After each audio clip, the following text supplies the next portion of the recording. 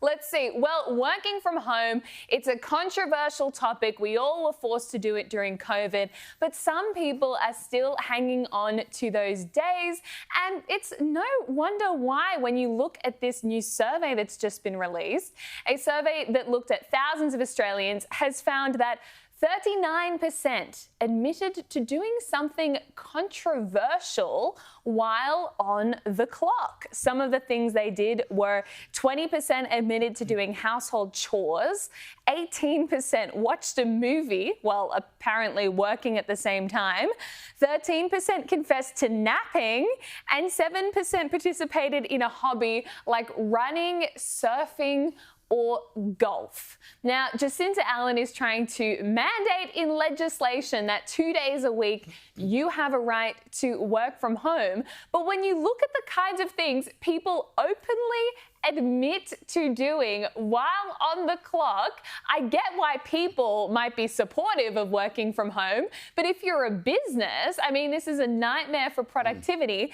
And it's also annoying because I think this is another example of how a few people can ruin something great for everyone else. Because what if you're in the 60% that doesn't do controversial I reckon the things? 60% who said they don't, they're lying, because I think most people, if you're working from home, even with the best of intentions, there's always something that's, trying to get your attention. But what interested me was 6% of people admitted that not only are they working from home on their main job, but they are also developing a side hustle and working a second job that their employer clearly does not know about. It's interesting, the studies on working from home, which seem to go either way in terms of productivity. Some say they're more productive, others say they're not.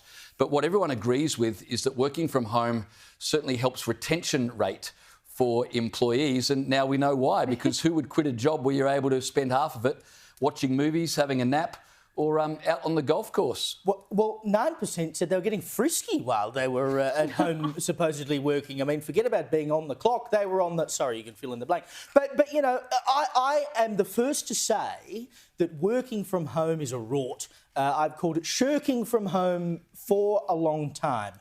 But these things in this age, it was different in COVID, should be between the employer and the employee as far as I'm concerned. There should not be any government mandate that says it has to be done 2 days a week or whatever.